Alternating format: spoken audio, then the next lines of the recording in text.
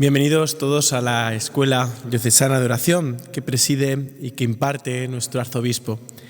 En esta escuela de oración el señor arzobispo nos hablará de San Maximiliano María Kolbe, el caballero de la Inmaculada, un franciscano polaco dedicado al periodismo católico y que fue arrestado por la Gestapo en 1941 y se ofreció para morir en lugar de un compatriota polaco casado y padre de familia, que había sido condenado al búnker del hambre.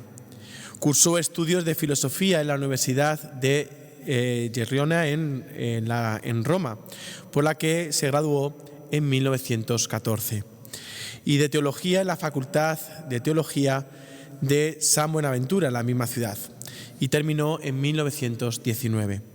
Durante esta etapa de formación en la capital italiana creó que surgiera del rector Esteban Ingundi la Milicia de la Inmaculada junto con otros de sus compañeros.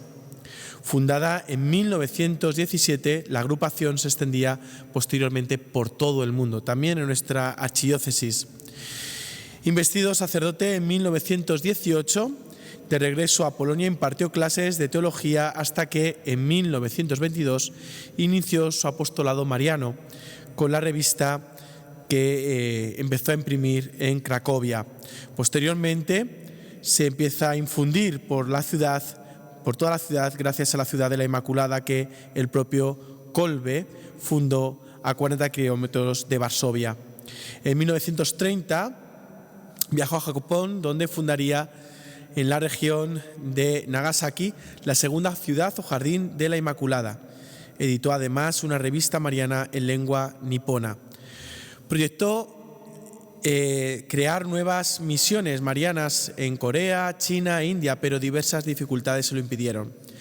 De vuelta a su país, fue otra vez superior de la Casa de la Inmaculada y cobró gran popularidad. Con el estallido de la Segunda Guerra Mundial y la ocupación de Polonia, fue deportado 2 veces a Alemania por los nazis.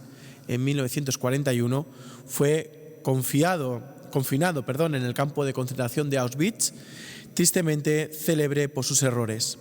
En el campo de concentración de Auschwitz se ofreció voluntariamente, como he dicho anteriormente, para cumplir la muerte y el suplicio que debe hacer un padre de familia.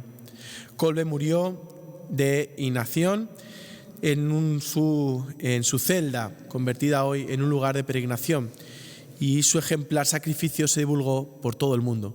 Fue beatificado por Pablo VI en 1971 y canonizado por Juan Pablo II en 1982.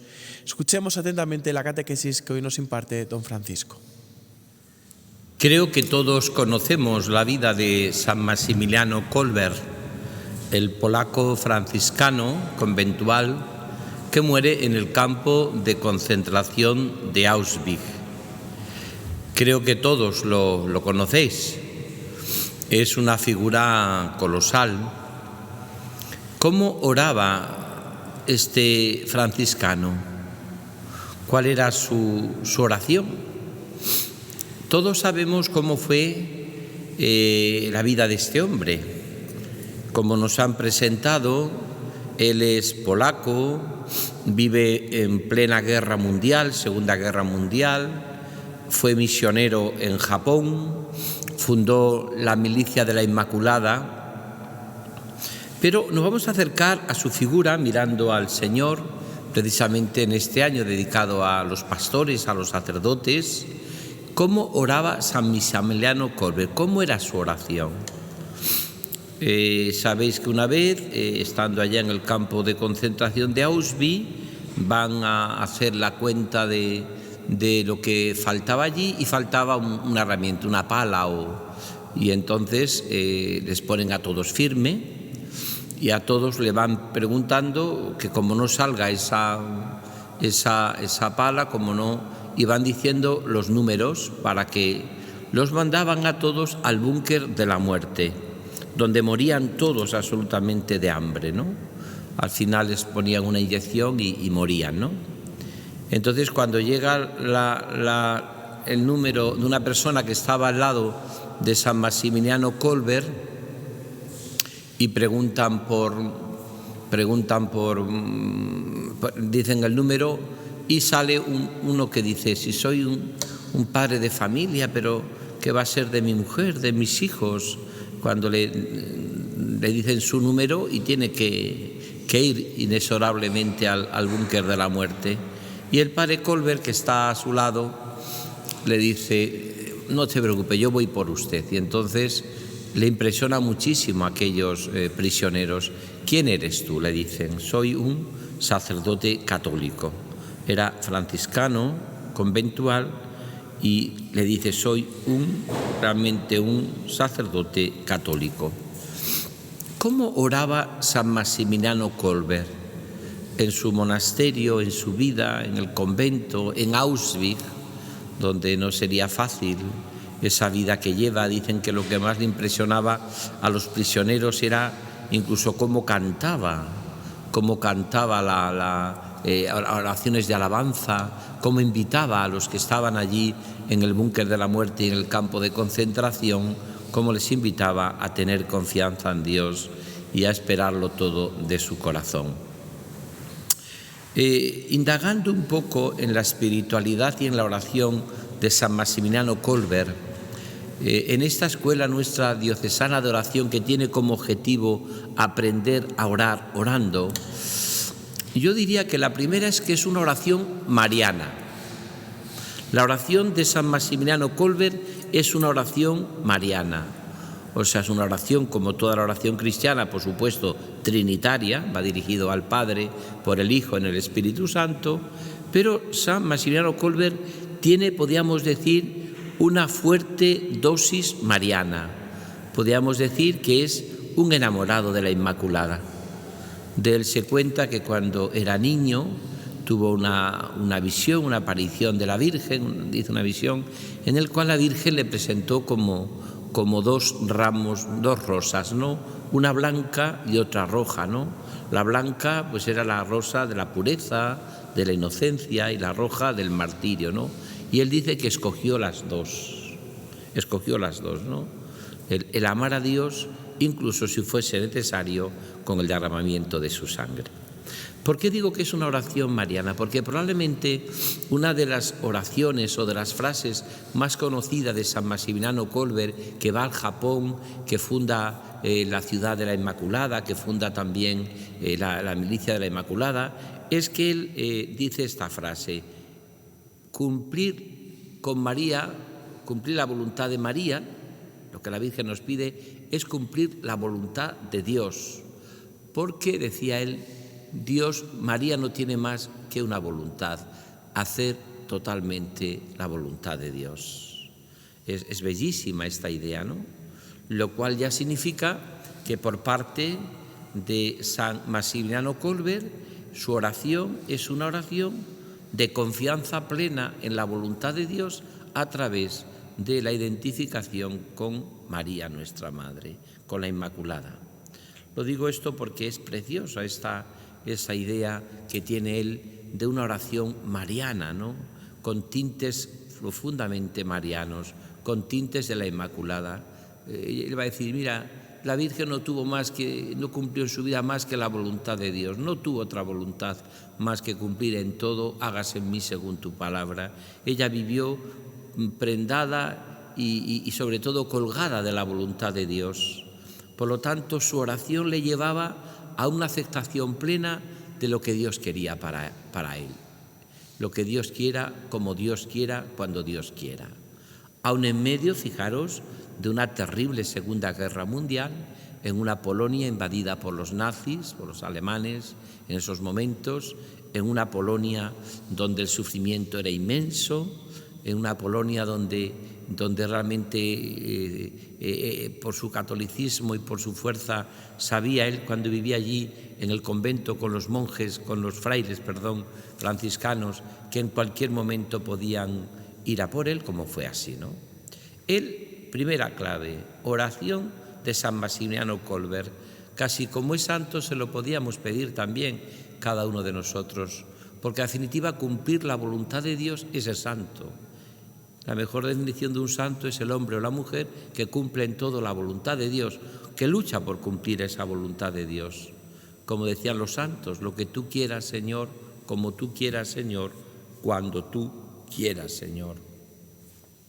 Por eso él habla de una oración de cumplir en todo la voluntad del Señor, pero a través de cumplir con María la voluntad de Dios. María le ayudaba a aceptar esa voluntad de Dios. Por eso es una oración profundamente mariana. Es una oración, podríamos decir, que ella se siente reflejado con María a vivir en cada momento haciendo lo que Dios quiere, como Dios quiere, cuando Dios quiere. No se revela ante la situación que vive, muy complicada, una situación de guerra mundial, como quizás en muchos aspectos también estamos viviendo nosotros, o por lo menos parecida, tanto en Tierra Santa, como en Ucrania, como en tantos lugares de conflicto, como en Sudán, en África, y en tantos lugares como hay de esa tensión tremenda, ¿no? Él vive esa situación y la oración para él es una oración de plena confianza en que los planes de Dios, los planes de su corazón, subsisten de edad en edad. Podía rebelarse contra esa voluntad de Dios que a veces se muestra inexorable.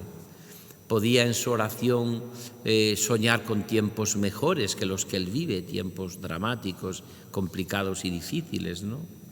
Podía pensar en huir de la situación que vive, ¿no? Y podía decir, pues mira, me refugio en otra cosa, ¿no? No, él sigue firme hasta que van a por él, ¿eh? La Gestapo va por él para llevarlo al campo de concentración de Auschwitz, que además estaba en Polonia, a unos 60 kilómetros de Cracovia, y allí él va a hacer ese holocausto. En cierta manera, esa experiencia que tiene con la Inmaculada, de que le ofrece la rosa roja y blanca, la inocencia y el martirio, él lo va a vivir en su oración una entrega total y absoluta a la voluntad de Dios.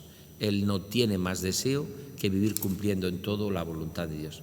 Lo cual digo que es mariana, porque si podemos decir dónde está la grandeza de la santidad de María, nuestra Madre, está en que vive solo para el Señor, vive solo para cumplir la voluntad de Dios. De cierta manera, eso que dice el Salmo, como están los ojos de los esclavos fijos en las manos de sus señores, así están mis ojos, mi corazón, mi voluntad en el Señor, esperando su misericordia. No se puede decir nada más hermoso, ni más bello, ni más bonito, ni más profundo de la oración del Padre Kolber unido a la oración y a la voluntad de María.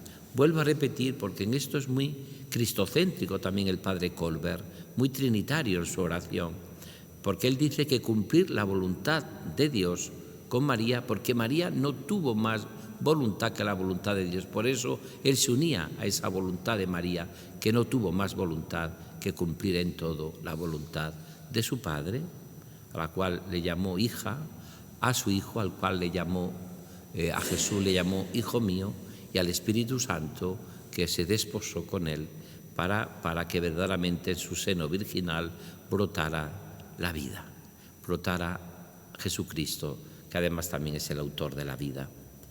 Bueno, pues esta sería como la primera clave que yo daría. Oración, cómo oraba el padre San Maximiliano Kolber, santo, le beatifica el Papa Pablo VI, le canoniza su paisano San Juan Pablo II, y en los dos, tanto en la beatificación como en la canonización, asiste con su famoso pijama de rayas aquel hombre por el cual el padre Kolber había ofrecido su vida. Yo voy en lugar de este hombre. ¿Quién eres tú? Un sacerdote católico, allá en el campo de concentración de Auschwitz, con la convicción de que no lo sabría nadie, nada más que Dios y él. Pues un día este hombre ofrece su vida por un compañero de trabajo, mejor dicho, que estaba en el campo allí de la muerte, para que no bajase a ese búnker de la muerte donde morían verdaderamente, dejándoles morir de hambre y de todo, ¿no? Esa es la primera clave en la vocación y en la oración que vive el padre San Maximiliano Kolber. Segundo, que yo creo que esto también es importante, es una oración profundamente franciscana, es decir, de simplicidad. La oración de Francisco es una oración de simplicidad, de estar con el Señor. Francisco se decía que recorría a veces los bosques como un loco gritando, el amor no es amado, ¿no? Él tenía esa experiencia y cuando oraba y pasaba noches enteras y muchos momentos profundos de oración, lo que hacía el Padre San Francisco de Asís era una oración de simplicidad, de sencillez, de humildad, de estarse amando al amado, que diría también Teresa de Jesús, de estar con Él, de permanecer, como hacéis muchos de los que estáis o que venís cuando tenéis vuestro turno en esta adoración eucarística. Prestáis una hora, estáis aquí, quizás leéis un momento la palabra de Dios o sencillamente miráis al Señor, estáis con Él, no pasa nada porque uno se aburra en la oración. Normalmente oraciones muy aburridas a veces y muy distraídas vuelven loco el corazón de Dios, porque muchas veces no consiste en que yo vaya a la oración a ver lo que siento o que yo vaya a la oración a tener eso, no consiste en eso, ¿no? Sino consiste en que en mi oración yo lo que tengo que hacer es tener esa sintonía de estar con el Señor, ¿no? Por lo tanto, la segunda, ¿cómo oraba San Maximiliano Kolbe?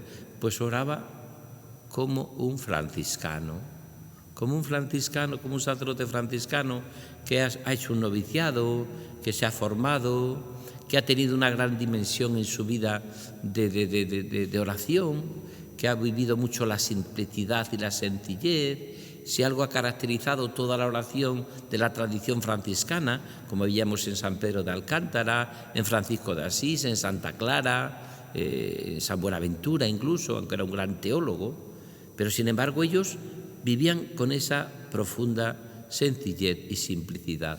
Por eso, sobre todo, le atraía mucho a Francisco de Asís, como le atraía mucho a San Maximiliano Kolbe, lo que podríamos llamar las dos maderas de la vida de oración, que es la madera del pesebre y la madera de la cruz. Francisco de Asís, ahora que estamos celebrando el 8º centenario de Grecho, del inicio del primer Belén viviente, pues San Francisco de Asís lo que vive es esa simplicidad de la Navidad en su oración, de tal manera que cuando hace en Grecho el famoso primer Belén viviente, hace 800 años, que estamos ahora celebrando, pues lo que hace él es precisamente, hace un día allí en Grecho de estas noches preciosas, mágicas casi de la Navidad, prepara una niña de la Virgen, un niño de San José, pone abundantes pastores a un lado y a otro, animales, pone también muchísimos, ¿cómo se llama?, animales para que acompañen al niño Jesús. Pero cuando llega el momento, dice Celano, de poner allí en la cuna, en el pesebre, de poner un niño recién nacido, que habría muchos en Grecho, como había, pues se le ocurrió, dice, él era diácono, Francisco no era sacerdote, era diácono, pero abre el sagrario como diácono y coloca ya en el pesebre, coloca la Eucaristía. Y dice Celano que hablaba con Jesús, hablaba con la Eucaristía como si se tratase de un bebé, de un niño. Así hablaba. O sea, cuando miraba al pesebre no veía, Francisco de Asís no veía la Eucaristía, solo veía como nosotros aquí. Él veía como un niño, como un bebé con el cual le hablaba con tanto cariño y ternura. Por tanto, es una oración de la simplicidad y de la sencillez. Y luego el otro, y Kolbe estaba enamorado también de este misterio de la Navidad, porque la Navidad, como en la Eucaristía, Jesús con todo lo que nos tenía que decir, nace en silencio, guarda silencio, vive en silencio. Quizá nos pasa a nosotros también en la Eucaristía muchas veces cuando rezamos, ¿no? Le decimos al Señor, Señor, dime algo, ¿no? ¿Por qué te callas? Como dice un salmo, ¿no? Con todo lo que me tienes que decir, con todo lo que yo te estoy buscando y tú callas, ¿no? Dice San Juan de la Cruz que la palabra fue pronunciada en el silencio y en el silencio tiene que ser escuchada, ¿no? Entonces ahí aparece esta maravilla y esa es como oraba Colbert. Colbert oraba con una oración de simplicidad, de sencillez, que tenía como fondo el misterio de la Navidad y el misterio también de la cruz. De hecho, Francisco de Asís es el que pintan abrazando al crucificado, ¿no? Él también, cuando contempla aquella cruz y que le escucha, que le dice: Francisco, repara mi iglesia que amenaza ruina. Él no lo entiende, él piensa que es la iglesia física, ¿no? El Señor le decía que en aquellos momentos era necesaria la columna de los santos, que son siempre los que nos sacan de todos los apuros y de todas las crisis, ¿no? Las crisis son ellos los que las solucionan, los santos, ¿no? Por tanto, la segunda clave que vive Colbert es también esta pasión por la cruz. Y de hecho él se identifica tanto con la cruz que muere crucificado. ¿Se habéis visto la película preciosa que ha sido sobre San Maximiliano Colbert? Que os aconsejo que la leáis todos porque es una auténtica catequesis, ¿no? Primero por lo bien hecha que está, ¿no? Aunque es dura, ¿no? Se ve como él realmente se va identificando con los rasgos del crucificado. De tal manera que cuando al final ya le ponen la inyección para dejarlo muerto, pues al final allí aparece prácticamente un crucificado, ¿no? Tiene todos los signos de la pasión, ¿no? El padre Colbert, ¿no? Yo tuve la suerte, la alegría, la gracia, ¿no?, de hacer una peregrinación a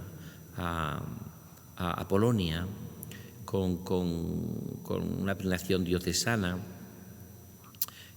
Cuando estaba yo en Coria Cáceres, recuerdo que estuve visitando los distintos lugares, ¿no? Pero llegamos una mañana a Auschwitz, desde Cracovia, que está a unos 60, 70 kilómetros, nosotros nos desplazamos a Auschwitz, ¿no? Recuerdo que era una mañana de estas mañanas de película, claro, había una neblina allí, se veía la entrada, ¿no?, en Auschwitz, ¿no?, donde el Papa Benedicto y los papas cuando han entrado han dicho ¿dónde está Dios?, ¿no? Ese signo de ante el sufrimiento, ante el dolor, ¿dónde está Dios? Quizás había que preguntarse también, junto con esa pregunta, lo que decía el cardenal Pietschevala, ahora con motivo de la guerra en Israel. Decía: ¿dónde está el hombre? ¿Dónde está el hombre? No solo dónde está Dios, ¿dónde está el hombre que no es capaz de construir después de siglo un mundo distinto, sabiendo que otro mundo es posible? ¿Dónde está el hombre? Y eso en la oración, en el trato personal, pues se descubre que muchas veces le echamos las culpas a Dios de muchas cosas que las culpas las tiene, que no somos capaces de arrimar el hombro, ¿eh? Por eso, cuando yo estuve allí, me acuerdo, nunca olvidaré aquella mañana en Auschwitz, con muchos de ellos eran jóvenes. Recuerdo allá que tuvimos una oración allá en fuera, y que a mí me impresionó muchísimo porque era una experiencia muy dura y muy difícil, ¿no? En ese sentido podemos decir que la experiencia fue bastante difícil y bastante dura, ¿no? Allí estuvimos rezando en la celda, aquella celda que fue realmente en un momento, fue tremendo en aquel momento, porque allí estuvimos, ahí solamente hay como porque prácticamente le llevaron a los hornos crematorios, ¿no? Allá como tantos millones de personas que murieron, ¿no?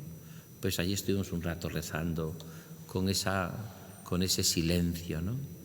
Por eso la segunda clave de la oración, que podíamos llamarle Colbert, es una oración que tiene todas las claves franciscanas: de simplicidad, de sencillez, de permanecer en su amor, de humildad, de saber estar allí, de esa actitud que podríamos llamar que se basa en esos dos pulmones de la Navidad y la cruz, ¿no?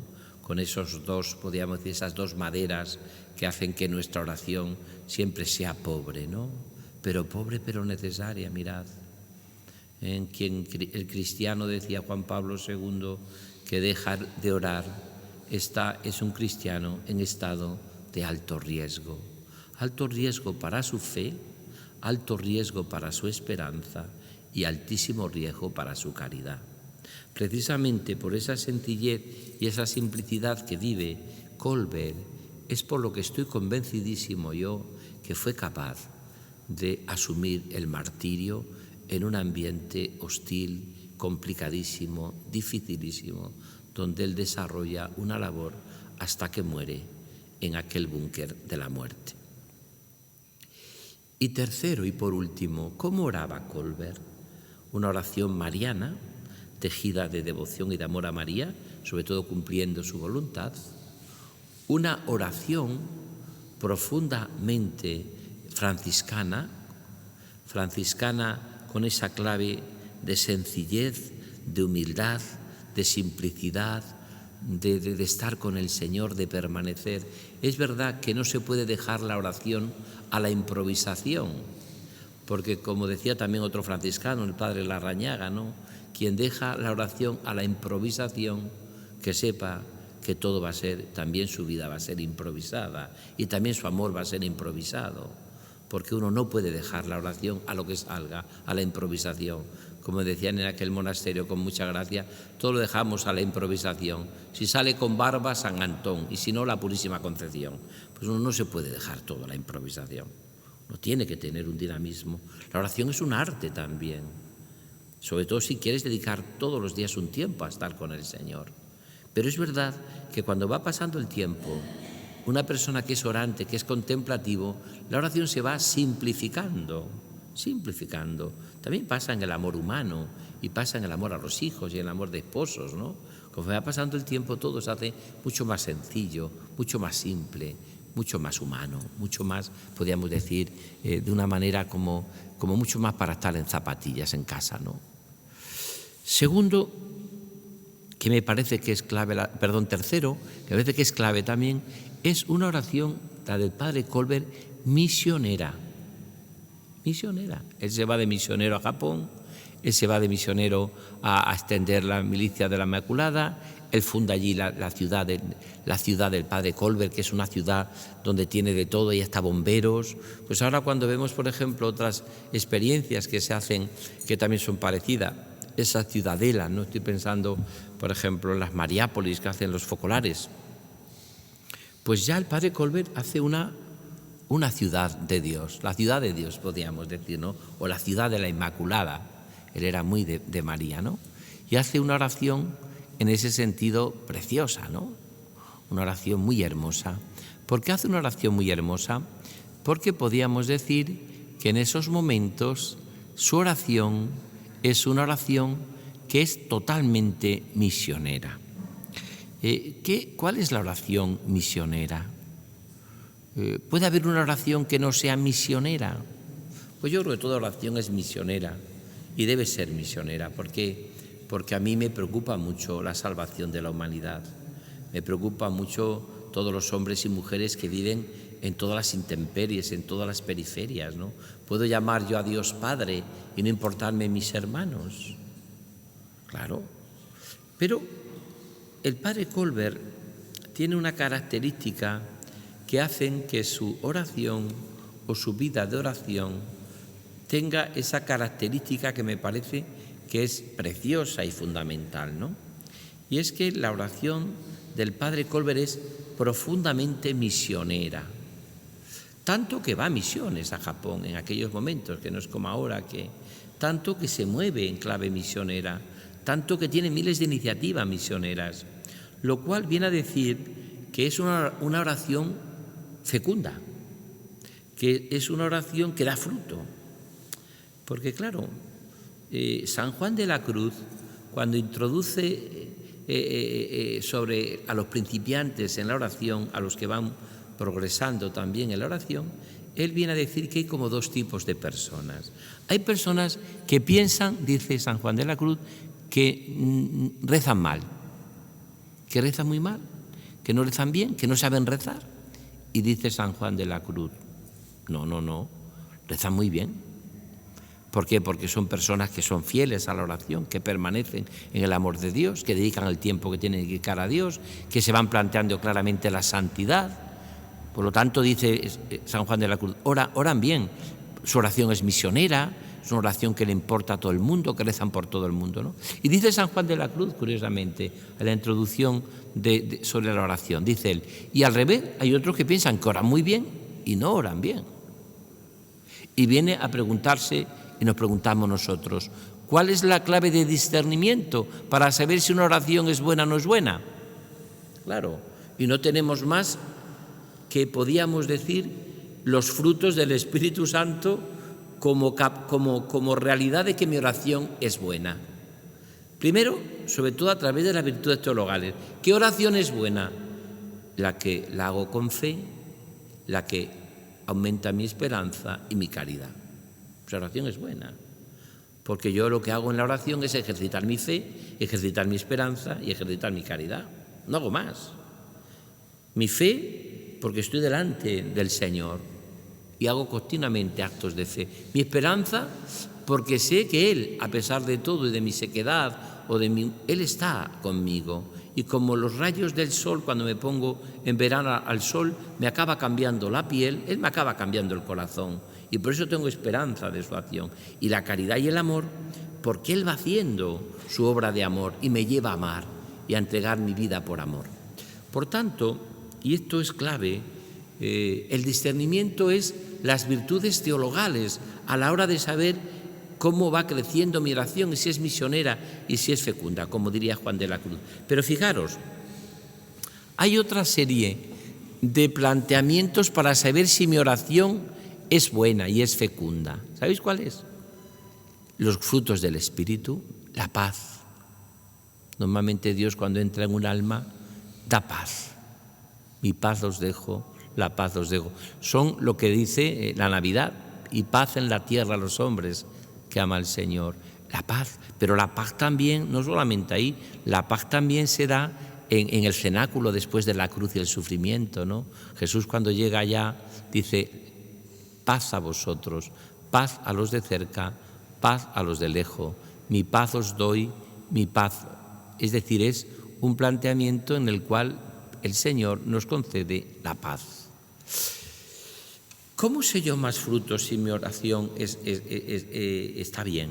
Pues Padre Colbert, todo eso se lo da en Padre Colbert. Es una oración en fe, en esperanza, en caridad, con paz, aun en medio de guerras y de turbulencias.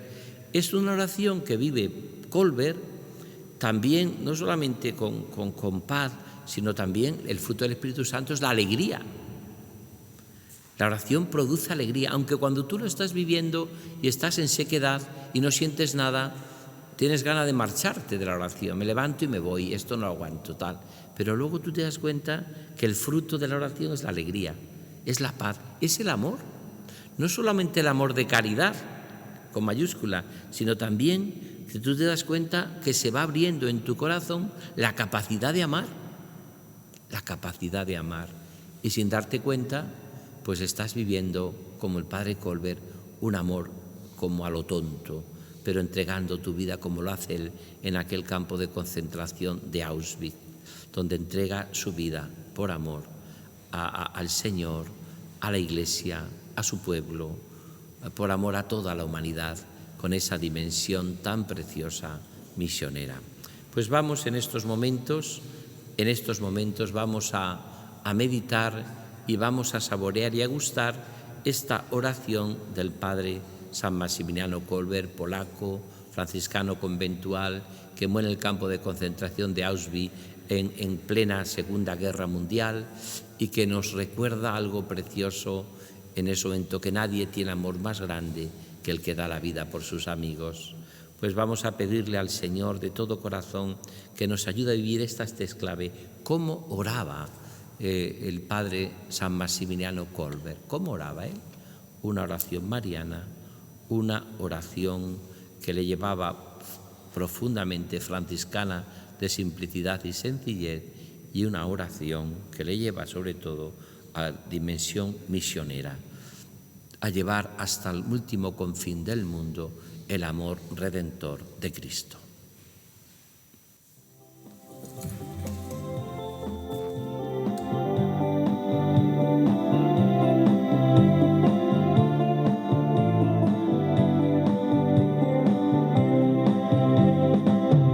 ¿Qué será de mí?, preguntó en su infancia a María. Pureza y martirio fue el camino en su vida. Enséñanos a sufrir con alegría y con el fiat mariano encarnar nuevas utopías. Bienaventurados los limpios de corazón, que como Maximiliano ven a Dios. Santo franciscano y protector del noviciado, ayúdanos a proclamar por el mundo la verdad, que todos somos hermanos. A Cristo pobre crucificado quisiste seguir, teniendo por ejemplo al pobre de Asís, y a María Inmaculada entregaste tu ser para la indiferencia vencer. Bienaventurados los limpios de corazón, que como Maximiliano ven a Dios. Santo franciscano y protector del noviciado, ayúdanos a proclamar por el mundo la verdad, que todos somos hermanos. En un siglo de absurdo y profundo terror, tu vida ofreciste cual holocausto de amor. Y hoy quiero abrazar mi cruz al igual que tú, y en la desesperanza ser luz. Bienaventurados los limpios de corazón, que como Maximiliano ven a Dios.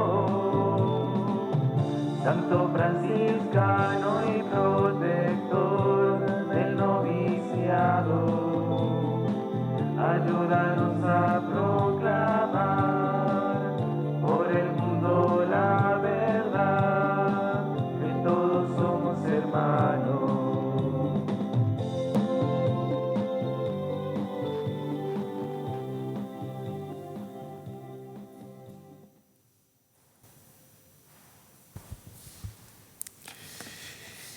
Pues tras esta catequesis sobre San Maximiliano María Kolbe que nos ha dado don Francisco, vamos a escuchar el testimonio de Pilar Uceta.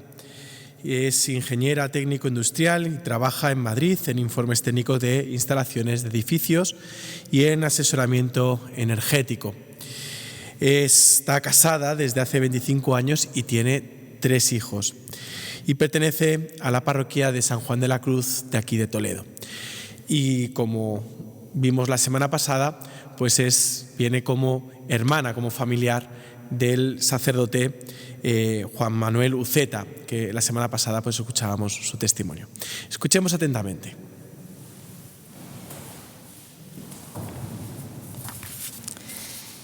Buenas tardes, mi nombre es Pilar Uceta y como ha dicho el sacerdote, soy la hermana de don Juan Manuel. Como dijo Juan Manuel la semana pasada, pertenecemos a una familia de 4 hermanos. Yo soy la segunda y él es el tercero y solo nos llevamos 1 año, por lo que nos hemos criado con mucha cercanía dentro de una familia muy creyente. Ya desde pequeño a él le gustaba estar cerca del Señor y pertenecía al grupo de monaguillos de la parroquia de Mora.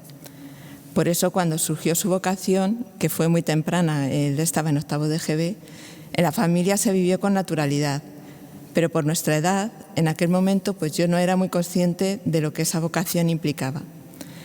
En aquella época el seminario menor estaba en Mora y por eso mis padres decidieron que Juan Manuel permaneciera en casa durante la época del bachillerato ICOU y que se incorporara después al seminario mayor.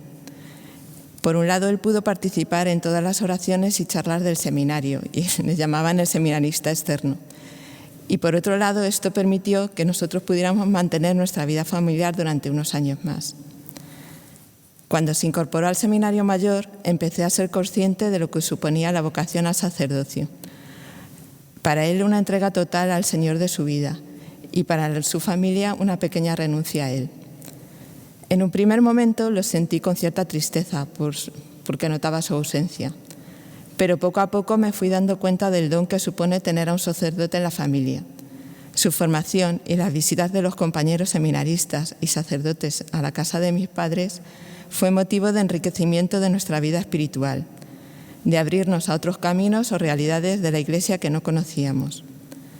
A mi hermano siempre le ha gustado mucho compartir con todos nosotros todo lo que va aprendiendo, sus conocimientos y experiencias. Y yo esto lo he vivido como una suerte, el tener a alguien cercano a quien preguntar las dudas que te pueden ir surgiendo en el camino propio de fe, o de tus hijos, o de cómo puedes afrontar situaciones difíciles que suelen surgir cuando te mueves por ambientes que no son muy cristianos. Los demás hermanos hemos seguido la vocación al matrimonio y para todos nosotros ha sido una gran alegría poder recibir los sacramentos de mano de alguien que te quiere, te conoce y te ayuda a vivirlos de manera más profunda, tanto para sus hermanos y cuñados como para los sobrinos que luego han ido llegando. Por su forma de ser tan alegre, siempre le ha gustado participar en los movimientos juveniles y conecta muy bien con los niños y los jóvenes. Esa experiencia nos ha aportado mucho a mi marido y a mí en la educación de nuestros hijos. Su recorrido por las distintas parroquias y movimientos también me ha permitido ser testigo de cuánto bien hace un sacerdote.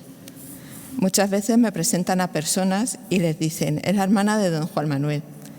Entonces veo cómo su expresión cambia. Noto el cariño que le tienen. Me hablan de cuánto bien les ha hecho, de cómo les ha ayudado con alguna homilía o charla, cómo les ha guiado en algún momento de dificultad o en su juventud. Siempre ha sido un ejemplo de entrega para toda la familia y además de una entrega sin reservas y con alegría, pero en mayor medida en los últimos tiempos con motivo de su enfermedad. El momento de su diagnóstico coincidió con un momento laboral muy difícil para mí. Eso hizo que yo estuviera centrada en mis problemas, pero cuando él me comunicó que le habían diagnosticado el cáncer, su forma de afrontar la enfermedad sin quejas y totalmente confiado en el Señor me dio luz. Y me enseñó de forma real y no teórica que lo verdaderamente importante y nuestra meta debe ser llegar al cielo, que el tiempo que pasamos en este mundo es para trabajar en lo que el Señor nos vaya poniendo en el camino y a confiar en que Él nos va a ir dando fuerzas y luz para mantenernos en ese camino. Como dijo Juan Manuel, le hemos sentido al Señor como el buen pastor y su vara y su cayado me sosiegan. Al mismo tiempo, su enfermedad me ha permitido sentir en primera persona lo grande que es la comunión de la Iglesia y la fuerza de la oración unida. Me impresiona la cantidad de gente, tanto de la diócesis como de fuera, que se preocupa por él y por mis padres y se acerca a decirme que ofrecen sus oraciones. Y también sé que esas oraciones son la fuerza que le van manteniendo en marcha. Últimamente, por sus circunstancias, se siente más cercano a las personas enfermas y es un regalo ver cómo actúa el Señor a través de él y de otros sacerdotes. Cuando te cuenta cómo personas enfermas que estaban en rebeldía con su situación y alejadas del Señor se han sentido acompañadas y ayudadas a elevar la mirada y llegado el momento han podido despedirse de sus familiares con paz, en la espera de encontrarse con ellos de nuevo en el cielo. También el tener un hermano sacerdote hace que me duela especialmente las críticas que algunas veces reciben, no solo por el amor que le tengo a mi hermano, sino también porque creo que para mí es más fácil, al conocerle desde pequeño, entender que ellos son personas como nosotros, con sus limitaciones, solo que han recibido una llamada especial a la que intentan responder en la medida de sus posibilidades. La vocación de Juan Manuel ha sido y sigue siendo para toda la familia un gran regalo Y por eso quiero darle gracias al Señor por su llamada y a Juan Manuel por su sí inicial y su entrega durante todos estos años, por su ejemplo de amor y de total confianza, que tanto nos enseña y nos ayuda a crecer, y por sus oraciones que mantienen a nuestra familia unida y nos ayudan a permanecer cercanos al Señor.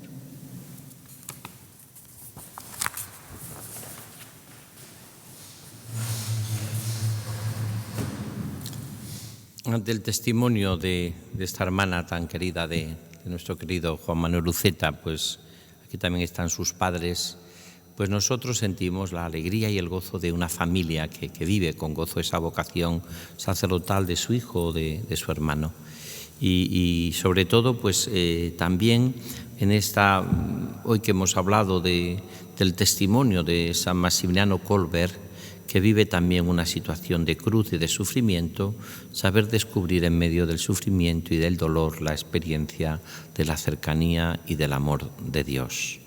Pues que seguiremos una y otra vez en esta escuela diocesana de oración, aprendiendo a orar orando, sabiendo que es el arte de las artes, porque significa vivir esa comunión con la Trinidad a través de Jesús, hoy a través del testimonio bellísimo de San Maximiliano Kolbe, que nos enseña a orar, y también a través de estos testigos, como en este caso la hermana de Uceta, que nos recuerda una y otra vez, nos ha recordado el amor de Jesús también a través de los sacerdotes.